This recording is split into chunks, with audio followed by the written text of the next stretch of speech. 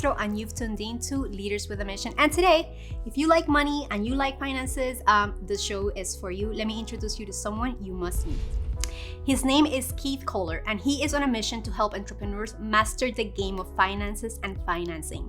He brings a simple, practical, and no BS approach to speaking about how to get back into the driver's seat when it comes to talking about money, cash flow, investing, and all money-related opportunities that help a business grow and prosper. And with you, Keith. I love that introduction. Thank you. Can I take that? Yes. Did you trademark it yet? No, I have not. It's all for you, my friend. So thank you for being here. Thank you. It's really a pleasure to be here with you today. I know. I really appreciate what you're doing. I feel like sometimes, maybe for some people, talking about money and finances can feel really heavy because Maybe it has for never a lot happened. of people. Maybe it hasn't happened to me. No, like, never. It never. No. It, like, And this not is even something me that either. happens to other people. But sometimes it could feel very confusing and very Yeah, it can be. heavy and very blurry. I feel like one of the things that I've seen you and I've witnessed in you is your intentionality in going in to bring empathy and compassion and simplicity to the subject. So I wonder if you can share with us a little bit about your story behind how you brought no BS to the conversation of money and financing. Wow, terrific. That's a question I haven't gotten before, so I'm really interested in that. I would say my own finance journey is one that is not like, it's similar to other people, and it's my own. It's my unique journey. And what I can say is when I first was diagnosed celiac or gluten intolerant, that gave me a big reason why. And that reason why was I wanted to get financing and help those founders who had gluten-free product companies get comfortable with their finances and help them get money for their business. So that was my original big reason why. And that was a more technical reason why, like about getting a specific result, right? Mm-hmm. Yet over time, as I got to know founders more, as I became more deeply involved with my clients, and then when the pandemic came and founders shared more vulnerably with me, they told me their stories. They let me peek behind the curtain a bit, right? And it's not that I asked for it, but people just felt naturally at ease telling me about it. And I thought, well, I need to explore that a bit further. And that was a personal journey of showing up more empathetically, with more compassion, understanding that for many people, it was the first time in their life they had to confront these issues. Finance was maybe on autopilot for them. It was not something that was concerning them. And so now I was being called into a different level of service for myself and for them. And as a result of that, they needed me to show up empathetically, but they needed to know the facts. They needed to know the truth, however horrible ugly or beautiful. Yes, it could be all of those things, and frequently both. And so that no BS approach was critical because I needed to give them actionable steps. They needed to know precisely what to do. And if I were dancing around it or creating story around, it would never have helped them. So I appreciate you saying no BS, and I love it. I'm sticking with it. Well, that's what I witness in you, like simplicity and practicality and a way of differentiating financing from finance and a way of bringing the conversation together from a point of view of cash flow and budgeting and all of the things that are intertwined to give people a result that is in their best interest. And sometimes it's not as a joyful of a ride, and sometimes it is. So for you, what do you think are some of the pitfalls people are like falling into when they are having this energy of like heaviness around money? What do you think is causing it? How do you approach this? Sure. Well, one of the things I created was something called the dangerous archetypes of finance. Tell us more. It's something that came about as I was preparing this new brand that I launched, Financing Man, and looking more deeply into finance education, how I could support founders more deeply, as you said, in the difference between financing and finance. I thought about, well, what are the stories I've heard? What are the observations I have about how people behave? What do they tell me are their mindset issues, their limiting beliefs? All those different things, I explored them all. And the dangerous archetypes of finance are a fun way of describing that. And most people say one or two of them apply to them. And essentially, they're someone like a minimalist who does just what they need to get by and understand their finances at a very base level, but not necessarily very devoted or committed to using them for decision making or reviewing them on a frequent basis. The less is better kind of a thing. That's right. Just enough to get by. Just kind of like that C student who may fall asleep in class but can do enough on the exam. Yeah, I survived. The once a year is that person who once a year, maybe it's like a heart chart, right? Nothing the whole year and then the beep. They go in. A beep. That's right. They go in. Yeah, they pay attention for just a short period of time around tax. I call that the once a year. There's the denier who denies that this is important for them, that finance is not an important function. I should be looking at what else is going on in my business, and this can take last seat and be my last priority. There's the evader, which, is a little bit, that person who really just doesn't want to pay any taxes, and they make sure that their life revolves around that. The lacker is that person who lacks confidence that they can do it. They tend to be plagued, or they hold themselves back in their own limiting beliefs, such as things saying, hey, I'll never get this. I'm not good at math. Accounting and finance is for someone else who has a background in that. I could never master that, which I don't believe. And that's a large motivation for what I do. And then the last one is the shifter. The shifter is that person who says, okay, someone else is doing it. My aunt, my uncle, my husband, wife, my iguana, my dog, whatever, whoever it is, someone else is doing that. So you take those anything but me. Anyone but you. And the issue that I often find is that person doing it might have a different motivation than you have, might have a different set of values, might be managing your finances to a goal, or maybe not. That's right. Or not doing it at all. I see that way too often. So those 6 taken together, if you take the first letters, MODELS, models, these are models which are difficult and often don't work for people. I love because I can witness your intentionality and your deep devotion to going deep into this conversation so that you can better support those that are in that particular place where your expertise are going to help them thrive. So one of the things I heard you say the first time I met you, which I thought it was like, this is gorgeous. It was you told me that you had this special ability of looking at numbers and finding the music through it, like finding the harmony of how the numbers would work for someone. I could only imagine how that looks like, because numbers are not necessarily my favorite thing. Please don't tell anyone. No, I won't tell. And I found that interesting because that happens to me in areas of creation, in things like video or mapping story or creating introductions for people of like, how do I make this dance together so that it feels better, right? For you doing that with numbers, how do you discover this ability? When did you tap into it? Yeah, I appreciate that. I think math was really my first love when I was a kid, in as far as grade school subjects, right? Mm-hmm. I really loved it, and I found computation just very easily clicked for me. I loved everything about math, addition, subtraction, multiplication, division, everything. You couldn't give me enough. Later on in life, when I got to calculus, I was kind of, I'm piecing out now.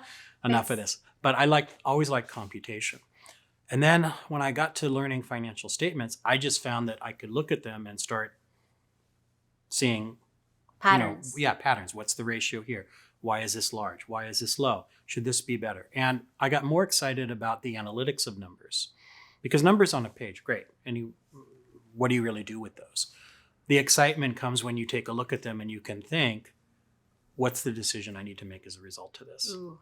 What can it mean to me? And I think that's where you're saying maybe numbers aren't your favorite thing, but what you can do with them and how they can lead to better decisions, making you feel more abundant, expansion. Then growth. I like numbers. Then that's exactly it. And so I think that's my job, is for those people for whom numbers, again, or you're saying at least that, my job is to help them get beyond the numbers themselves and understand how can leverage them. How can they indeed work for you? Beautiful. Making the numbers work for you is my tagline for my retreat, and a big part of the branding that I've just launched. So tell me about this retreat. Yeah, what's up with it? It's brand new. Okay. I'm excited about it. It's really funny. I first conceived the phrase "making the numbers work for you" over 10 years ago. So I guess I had a little bit of intuition back then that it would someday be something, but only now did it come to life and really have very, very deep meaning to me. What do people learn in that? It's really a journey. And over 3 days, interestingly, I don't even get to the numbers themselves until day 2. The first part of the journey is mindset, broadly defined. And mindset for me is helping you understand where I can meet you along this, well, maybe it's a linear thing, maybe it's curvy, who knows, right? But where I can meet you where you are. And that might mean great levels of discomfort, a high amount of money stories or limiting beliefs or anything holding you back. It might feel tight and like this, right? In the physiology of it. Or it must feel like really excited to people, like, On when the can other we hand, get too, to the numbers? yeah, I absolutely meet those people who are already optimistic, filled with abundance, ready to go. And that's great too. And so part of the first day and the mindset work is understanding where they live along that continuum. And then I get into motivation. I help them reconnect to their original reason why. Because as you said, if numbers are something you don't like, and yet you know what you're doing here, right? You're talking about those of us and you who have big missions. And if we remind ourselves of our big reason why, our larger mission, how we're going to share our gifts with the world, and knowing that numbers can support that, it may The energy shifts. Doesn't it though? Yeah. It almost makes you feel like you can take a fresh look at that and say, wow, if I can just master this at least at a minimum level and be devoted to reviewing it on a frequent basis on an area I call getting into your finance rhythm and devoting as many as 15 minutes each day for finance. Well, maybe not every day, but at least a few days a week. So it's that journey of mindset. It's just an invitation. It's just an invitation to consider. I hope you'll take it. But that journey of mindset, motivation, and mechanics, you can see I'm choosing M's very intentionally. Nice. And the last one is mentorship, is understanding how you or anyone would say, okay, I can do this myself, and that's great. And yet if you have a finance team, whether it's salaried or contracted or just advisors, someone to support you along the way. So making those are the right decisions and having the right Yeah. team. helping, we don't or know even, what we don't or know. that's it, or helping you even bring out the decisions you already know and that you might have in words and, and ensuring that those can be expressed in numbers and supported by numbers that tie back to those goals. Beautiful. That's the way I view it. So it's all those combinations: mindset, motivation, mechanics, and mentorship. Those are the 4. It looks like you've been spending some time creating this. I have. kind of sense it. I have, and it's been really exciting. And really what brought me forward on that is just moments, those flashes where you feel like you can't get to sleep and something's on your mind. Have you done that? Never happens Never to me. have, right? Ever. Well, that type when you're up late, you can't sleep and you just have to go. And I remember in October of 2020, I spent 3 nights from around 11 p.m. to 5 a.m. Wow. 3 nights in a row. I couldn't sleep, and I just started writing it all out. You were downloading. Yeah, it was all coming really easily and in flow. And it was because I was ready. Mm-hmm. And as a result of being part of a really valuable mastermind group that you know a bit about. Maybe. Those topics came up. Beautiful. Other people dropped their nuggets. They have let me know what's important to them, either directly or indirectly. And that was very inspiring to me. I love it. So let me ask you this. What is your definition of leadership? And especially in what you do? How do you define leadership? Well, that's a great question. And the way I would define leadership is I tend to live by this phrase, which is fortis fortuna adiuvat. Translation, please. Latin for fortune favors the brave. Oof. Okay. You've seen it in crypto.com commercials, but I promise I was using it before then.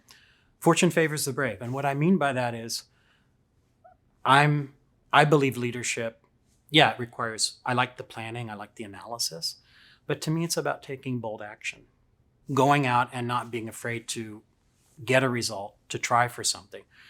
In some cases, what we say is let's go out and break things, and we fix it and we go again and we keep breaking, instead of waiting too long, analysis paralysis, or being held back thinking, oh, what if it doesn't go well?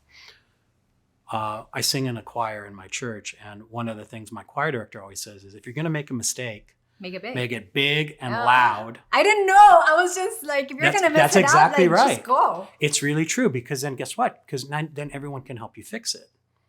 Or it could be unnoticed. People are going to think that it was part of it. That's right. If you were singing softly and I couldn't hear you, How could I possibly know if you're having trouble or if a mistake is happening? If it's out there, then yeah, we can work on it. And I wasn't always that way. I was afraid of making mistakes before. I was terrified of, oh, what happens if you have the wrong answer in class and all the other kids laugh at you, which was a part of a competitive environment when you're in school. We all have that. Yet now I think leadership is really about bold action. Beautiful. And not necessarily having to feel like you have to have all the answers up front or be fully prepared before then. It's taking steps forward. Yes, no matter what. Going confidently, using your intuition, knowing what you believe is right for yourself. I love that. Don't leave your intuition behind. No. Never. Ever. So what leaders, what books feed your heart, your soul? There was a very important book for me when I was a student in college. It was in a theology class, and it was called Markings by Dag Hammarskjöld. Okay. Difficult name, but he was a Secretary General of the United Nations in the 1960s. And his book, which was translated from the original Swedish, he was from Sweden, was his reflections on a life of public service, which was, he was a very visible person, as you can imagine, a top world diplomat. And yet he reflected upon the demands of public service while leading a life of spiritual growth. Of, wait a minute, can I be that public-facing public servant and still be someone who either in this circle expresses his spirituality or keeps it private and goes on that journey? And are they mutually exclusive paths? Do they integrate? Where do they meet? And so this book chronicles his reflections, and they tend to be in actually quite nice sound bites. So there's lots of terrific quotes that come out of them. One of my favorites is, never measure the height of a mountain until you reach the top. Then you will see how low it was. So lots of wonderful things that have been a part of it, and I carry that to this day. That sounds like an interesting book. What was the name again? It's called Markings, Markings, Dag Hammarskjöld. Nice. Okay, here we go on, Amazon and Audible. Take my money. All right. Thank you so much for showing up, for leading with compassion and making a conversation that for some could feel really foggy and heavy, Absolutely. Something approachable and something that we could claim back to be something that empowers us rather than something that takes away from us. So I really want to commend you for that. Thank you so much. I'm on that mission to be that disruptive person in finance. So much. Thank you. So before we leave, Keith, before we go anywhere, please tell us, where can we find you? Where can people know more about you, about your retreats, about what you're doing? Where can we find you? Thank you very much, Deanna. The easiest way to find me is my name, is my website. So Keith, Keith, Kohler, KOHLER.com, keithkohler.com. And there all my contact details and information on what I offer is available. Beautiful. Thank you so much. Yeah, really my pleasure. Yay. Let's do it again sometime. You know where I am. You know where to find me. Okay, my peeps, so here it is. If you're looking to amplify your mission with the power of video, I'm going to ask you to visit us at forproductions.com. See you on the next one.